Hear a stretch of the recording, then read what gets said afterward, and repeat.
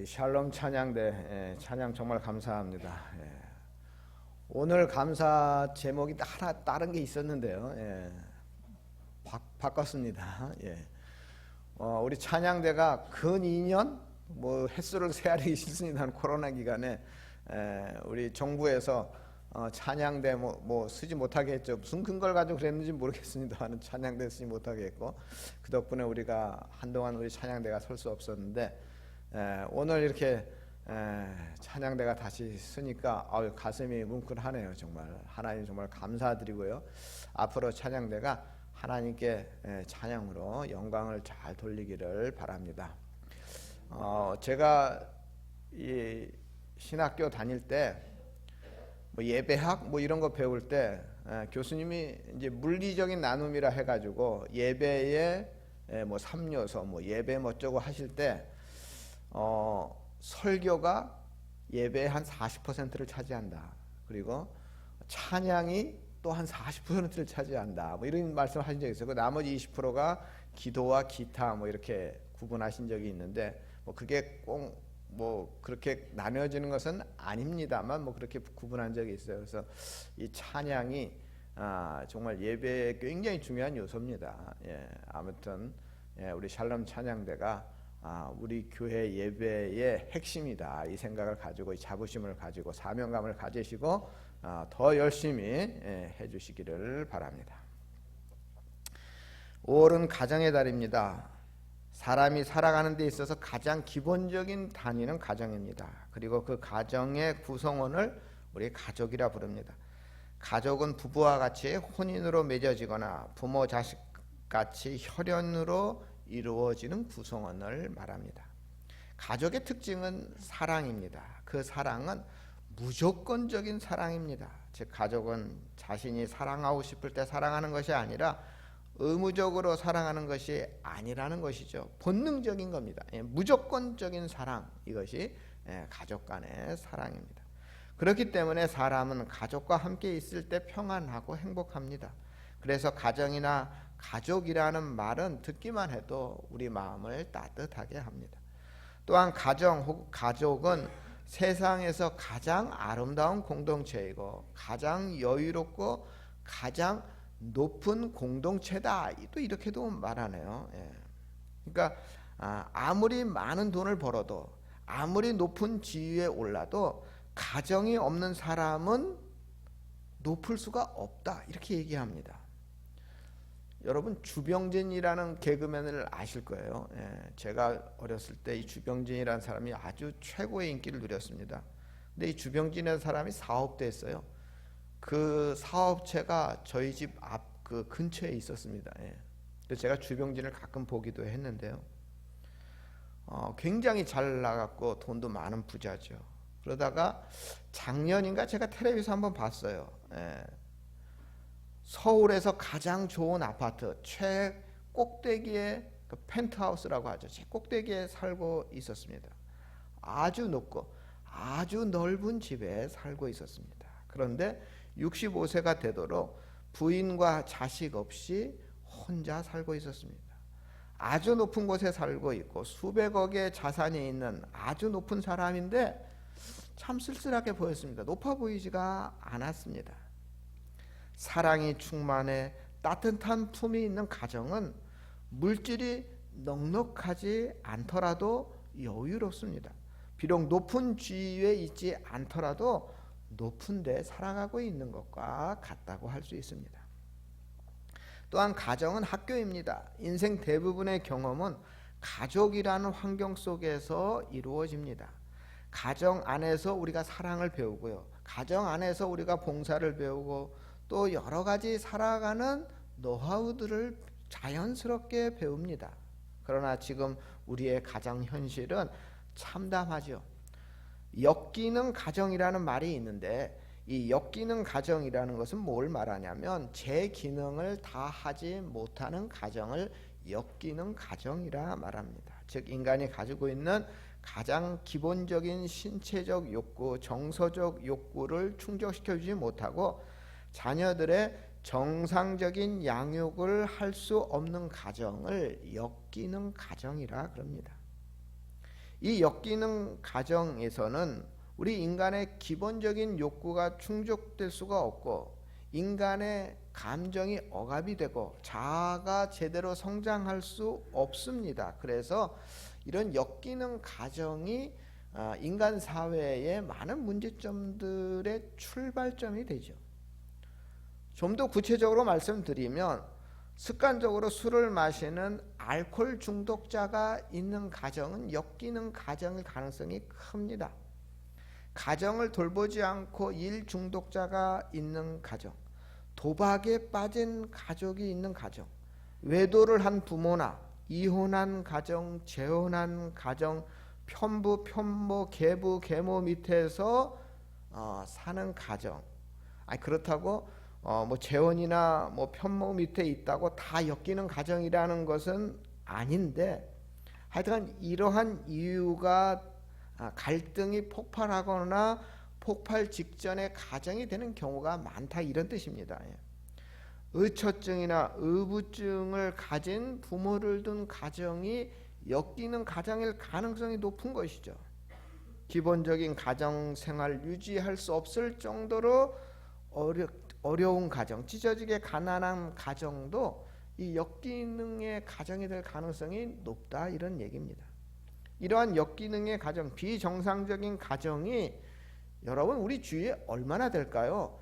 생각보다 높습니다. 최근 우리 사회는 이혼 가정, 편부모 가정, 자녀를 버리는 가정들이 있습니다.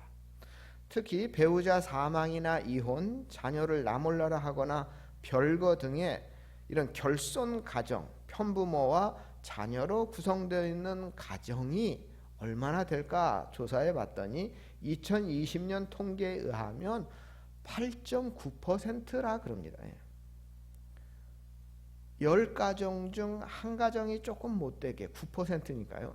한 10가정 중에 한 가정은 이런 온전한 가정이 아니라는 것이 우리 한국의 지금의 현실이죠. 물론 이러한 부족함이 있는 가정이라 하더라도 다 문제가 있는 역기능이 있는 가정은 아닙니다. 혼자 정말 홀 어머니가 정말 힘들게 정말 헌신적으로 자녀를 잘 양육하는 그런 가정도 있지요. 하지만 이러한 가정이 이 엮이는 가정이 될 가능성이 많다, 이런 뜻입니다. 가정은 하나님의 창조물이라는 사실을 우리 성도님들 알고 계신지 모르겠어요. 사람을 창조하심으로 하나님의 창조 사역이 다 끝난 것처럼 보였습니다. 창세기에 보면. 그런데 하나님이 창조를 마치고 아담에게 이 창조물 모든 것을 다 아담에게 위임하죠. 그런데 하나님이 가만히 보니까 아담이 뭔가 부족했어요. 그래서 하나님께서 아담에게 하와를 만드시고 짝을 이루어 주시면서 가정을 만들어 주신 것이죠. 그러니까 우리의 가정은 하나님이 만들어 주신 것입니다. 가정의 모델은 신학적으로 삼위일체 하나님 자신입니다. 하나님은 삼위일체라는 아주 독특하고 특별한 관계 속에서 존재해 계시는데 바로 삼위일체의 이 특별한 관계성에 의해서 우리의 가정을 창조하신 것입니다. 이렇게 가정이 하나님의 특별한 창조물이라는 것은 가정이 그만큼 중요하다는 것이고 가정이 가지고 있는 의미가 그만큼 중요하다, 그런 뜻입니다. 가정에서 사람은 세상의 모든 것을 경험할 수 있기 때문입니다. 그런데 아담과 하와의 타락으로 말미암아 에덴에서 쫓겨나고 하나님께서 가정에 대해 계획하셨던 것이 무너졌습니다. 즉 인간의 타락이 가정의 불행으로 그대로 연결이 되었습니다. 죄는 하나님과 사람 사이를 갈라놓았고 부부와 부부 사이를 갈라놓았고 부모와 자녀 사이를 갈라놓았고 형제와 형제 사이를 갈라놓았습니다. 그러므로 하나님의 특별한 창조물인 가정의 붕괴는 궁극적으로 죄 때문에 발생한 것입니다. 따라서 가정을 회복하는 길, 가정을 복된 가정이 되게 하는 길은 하나님께 있습니다. 그렇다면 어떻게 해야 할까? 첫째, 하나님 중심의 가정이 되어야 합니다. 사람에게는 저마다 이 중심이 있거든요. 어떤 사람이든지 간에 무언가를 판결하는 그 근거, 중심이 있습니다. 어떤 사람은 물질이 중심입니다. 어떻게 하든지 간에 돈을 모아서 그것으로 행복해지려고 합니다. 어떤 사람은 지위와 신분이 중심입니다. 어떻게 하든지 간에 높은 자리에 이르기 위하여 최선을 다합니다. 어떤 사람은 쾌락이 중심입니다. 어떻게 해서든지 즐기려고 합니다. 그러나 그런 가정은 행복할 수가 없습니다. 아담과 하와의 첫 가정이 왜 불행해졌습니까? 하나님을 떠나자 남편과 아내가 멀어지고 형제간에 서로 다툼이 벌어져 죽이기까지 했습니다. 그러므로 하나님 중심의 가정이 되어야 행복한 가정으로 우리가 회복이 될 수가 있습니다. 두 번째로 예배하는 가정이 되어야 합니다. 하루의 시작을 기도로 시작하는 가정, 식탁에서 식사하기 전에 함께 기도하는 가정, 잠들기 전에 감사 기도로 하루를 마무리하는 가정이 행복한 가정입니다. 세 번째로 행복한 가정은 말씀이 있는 가정입니다. 말씀대로 순종하는 가정입니다. 말씀에는 능력이 있습니다. 말씀에는 위로가 있고 용기를 주며 힘을 주십니다. 그런 거로 말씀을 읽고 묵상할 때 말씀이 우리 성도님들의 가정을 지켜주고 우리 성도님들의 피곤함을 소생시켜주고 우리 성도님들로 하여금 하나님께 더 가까이 나아가게 하고 이 죄 많은 세상에서 우리 성도님들의 가정을 깨끗하고 거룩하게 지켜주십니다. 어떤 환난과 시련이 온다 하더라도 이겨낼 수 있는 힘을 주시는 것입니다. 네 번째로 행복한 가정은 교회 중심의 가정입니다. 교회는 또 다른 가정입니다. 하나님을 아버지로 모신 성도들이 형제요 자매가 되어 이루어지는 것이 교회입니다. 그러므로 교회와 가정은 뗄래야 뗄 수가 없는 관계에 있습니다. 교회는 하나님의 말씀이 공급되는 곳이고 성령의 생수가 넘쳐 흐르는 곳이고 교회에서 하나님을 만나 하나님을 찬양하는 가운데 우리의 영혼은 날마다 새로워지게 됩니다. 행복한 가정은 어떤 가정입니까? 행복한 가정은 하나님을 중심으로 모인 가정입니다. 그러므로 가정이 교회 안에 있어야 합니다. 또한 가정을 교회로 만들어야 합니다. 오늘 말씀의 결론이 바로 이것입니다. 교회에 대한 정의는 정말 많고 다양하지만 오늘 본문으로 국한하여 생각하여 본다면 우리 19절 말씀인데요. 우리 화면을 보시고 우리 함께 읽겠습니다. 그러므로 이제부터 너희는 외인도 아니요 나그네도 아니요 오직 성도들과 동일한 시민이요 하나님의 권속이라. 여기 권속이라는 말이 굉장히 중요합니다. 이 권속이라는 말이 무슨 말이냐면 패밀리, 가정이라는 말입니다. 그런데 이 권속이라고 가정이라고 번역하지 않고 권속이라고 특별히 번역한 이유가 있습니다. 왜냐? 권속이라는 말은 혈연에 의한 가족일 때만 권속이다 이런 말을 씁니다. 그래서 어쩔 수 없이 이 어려운 말이지만 이 권속이라는 말로 우리가 번역을 한 것 같습니다. 혈연 혹은 가족이라는 말만큼 사람과의 관계에 있어서 친근한 말은 없습니다. 우리 여기 보면 외인도 아니요, 그렇죠? 나그네도 아니요. 외인, 낯선 사람이죠. 여러분, 외인, 낯선 사람이면 우린 경계를 합니다. 경계심이 발동하죠. 나그네, 나그네 여기서 이제 성경에서 말하는 여기 파로이코스라는 이 헬라어인데요. 이 단어를 그 사전을 찾아보면 가족이 아닌 사람을 이렇게 말합니다. 그러니까 가족이 아닌 사람을 전부 이 파로이코스라 그래요. 그러니까 나그네, 여기서 나그네라는 뜻은 가족이 아닌 다른 사람을 말하는 거죠. 그러니까 여러분 보세요. 가족이 아닌 사람이 나에게 뭔가를 거래를 하려고 하면 왠지 두렵죠. 그걸 그대로 믿어야 될까? 뭐 이런 생각으로 이렇게 한꺼풀 먼저 이렇게 생각을 하게 되지 않습니까? 그런 걸 말하는 겁니다. 그러니까 여기 권속과 나그네 외인은 전혀 반대되는 것입니다. 권속은 혈연과 연결되어 있어요. 우리 아들이 아버지인 저에게 뭔가를 제안합니다. 그러면 저는 그 말을 먼저 믿고 시작하죠. 왜? 혈연 관계니까 그렇죠. 만약에 혈연이 아니고 가족 바깥의 사람이라면 저에게 무슨 제안했을 때 바로 믿고 시작하기 좀 어렵죠. 그렇죠?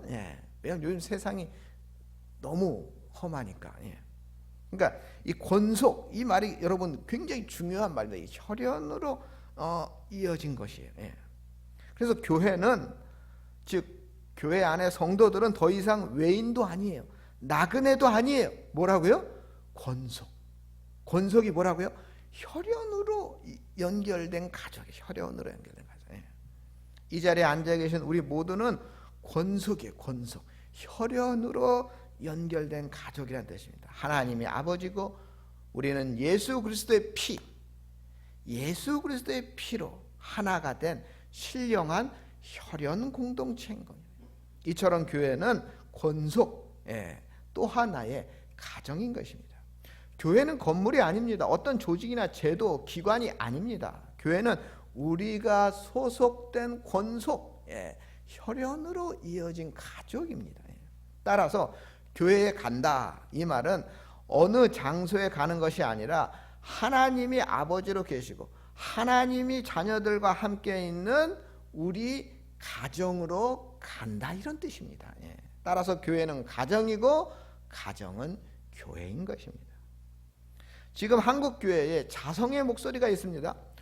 우리 한국교회 지금 너무 문제가 많다, 우리 한국교회 잘못되었다, 변화되었다, 이런 자성의 목소리가 여기저기서 들리는데, 그럴 때마다 그럼 우리 교회가, 한국교회가 어디로 가야 되느냐? 이랬을 때 보통 어디로 가야 된다고 하냐면 초대교회 모습으로 돌아가야 한다, 이런 말을 많이 합니다. 초대교회가 어떠한 모습을 가지고 있기에 초대교회로 돌아가야 하는가? 초대교회 모습이 사도행전 2장에 자세히 나오는데요.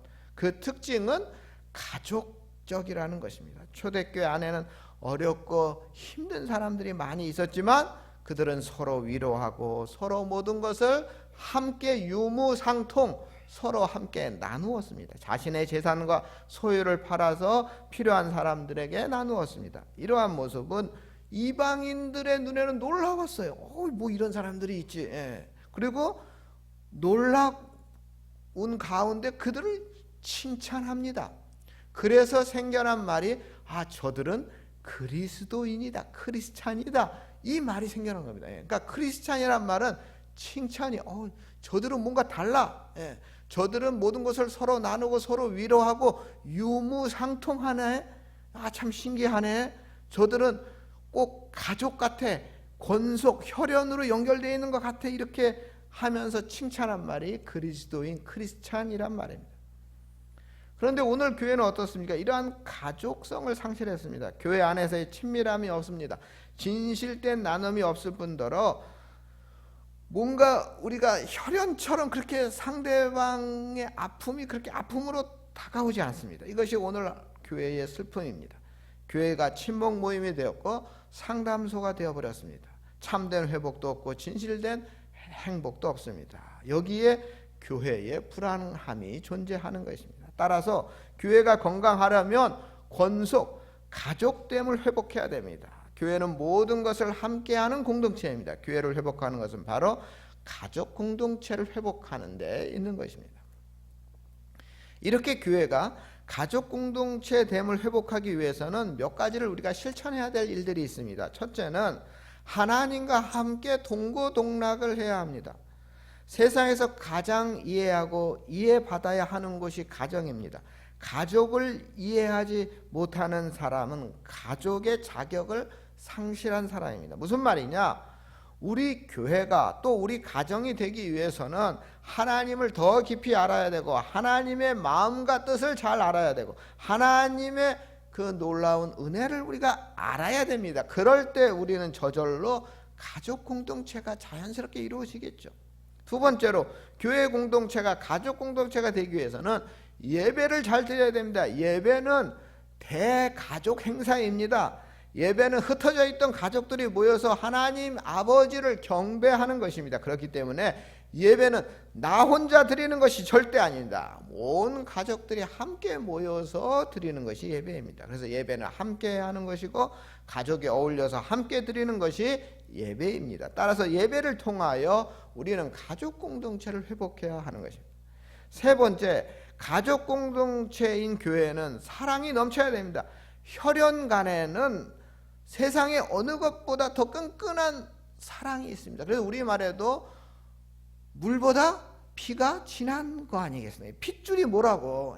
그 핏줄 때문에 밉다고 미워할 수도 없고 싫다고 끊을 수도 없는 거 아니겠습니까? 하나님의 권속 교회도 마찬가지입니다.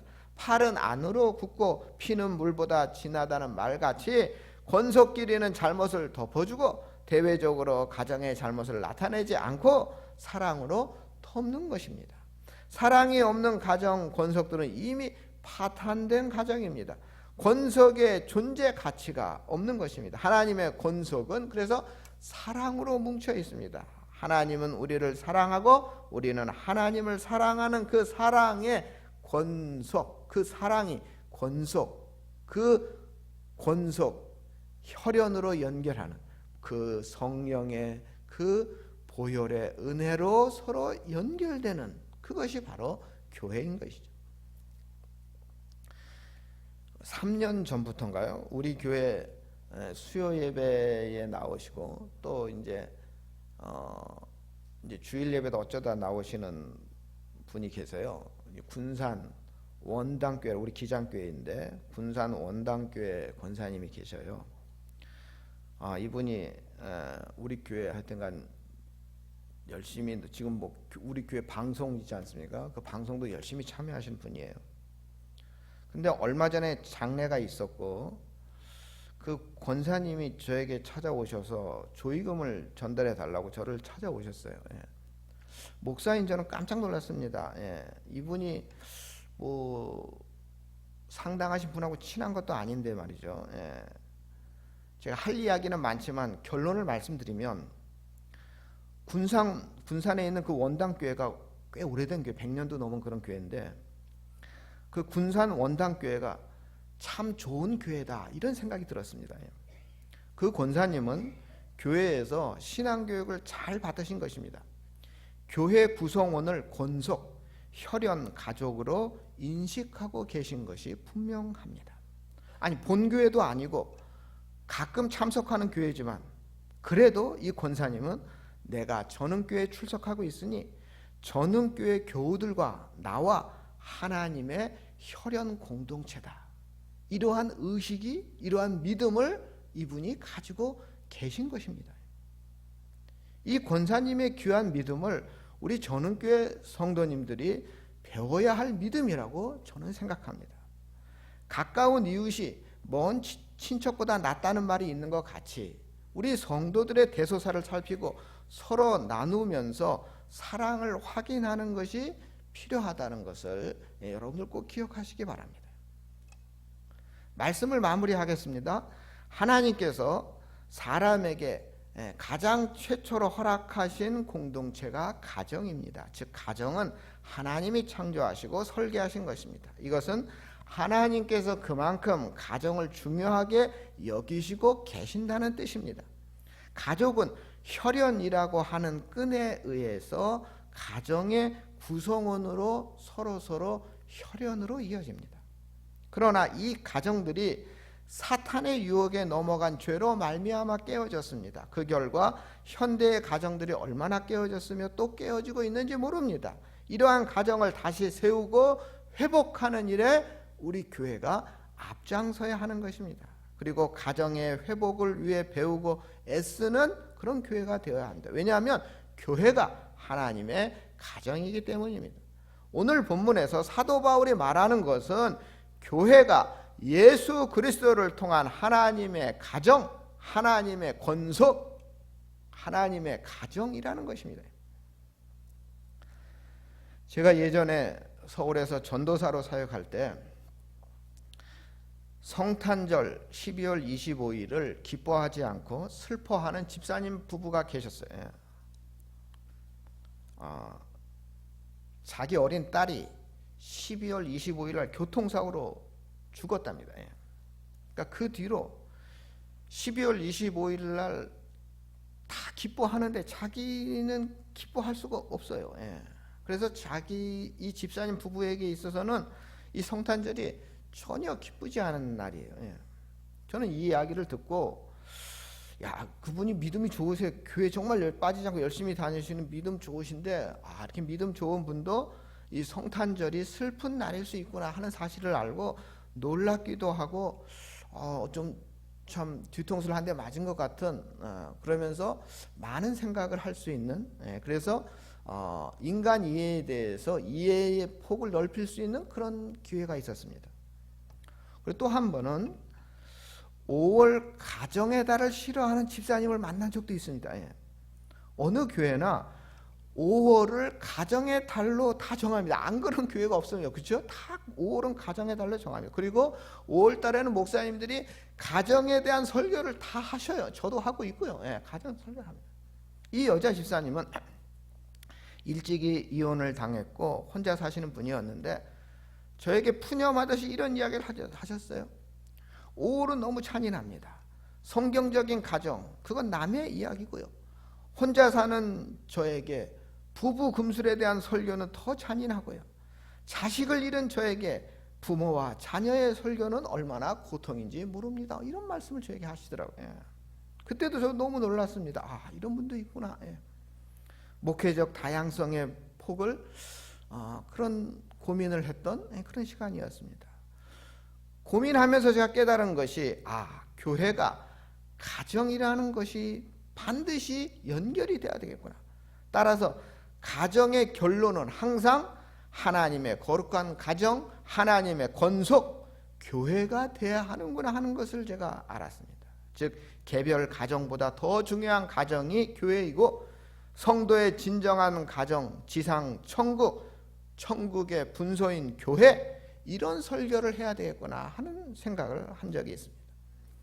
비록 이 땅의 가정에는 아픔과 여러 가지 문제가 불가항력적인 상실이 있을지라도 천국의 가정인 교회를 통하여 가정의 아픔을 되찾도록 하는 것이 우리 교회의 사명입니다. 그러므로 가정을 지상 천국으로 만들 때 행복한 가정이 교회를 통하여 완성이 된다는 사실, 이 사실을 우리가 기억해야 하겠습니다. 그러므로 올해는 가정을 더 귀히 여기고 가족들을 더 많이 사랑하고 성도들과 성도들의 공동체인 교회를 더 귀히 여기시기 바랍니다. 그것이 가정을 살리는 길이고 또한 교회를 살리는 길입니다. 5월 한 달 동안 우리 성도님들 특별하게 우리의 가정, 우리 가족들과 또 우리의 교회, 우리의 권속, 우리 교회를 위해서 특별히 기도하는 이번 5월 한 달이 되었으면 좋겠습니다. 우리 전원교회 성도님들의 가정이 교회가 되고 우리 전원교회가 권속 가정처럼 되기를 주님의 이름으로 축원합니다. 사랑의 하나님, 우리의 가정을 회복하여 주시고 우리의 교회를 복된 가정, 권속으로 사랑이 충만케 하여 주시옵소서. 올 한 달 우리가 특별히 우리 가정을 위해서 기도하오니 하나님 응답하여 주시옵소서. 하나님, 올 한 달 우리가 특별히 우리 교회 권속, 우리 가정, 교회 같은 가정, 정말 하나님의 권속, 이 교회를 위하여 힘써 기도하겠습니다. 우리 전원교회가 초대교회와 같이 서로 사랑하고 서로 위로하는 데 힘쓰는 주님 보시기에 아름다운 교회가 되게 하여 주시옵소서. 우리를 구원해 주신 예수님의 이름으로 기도드립니다. 아멘.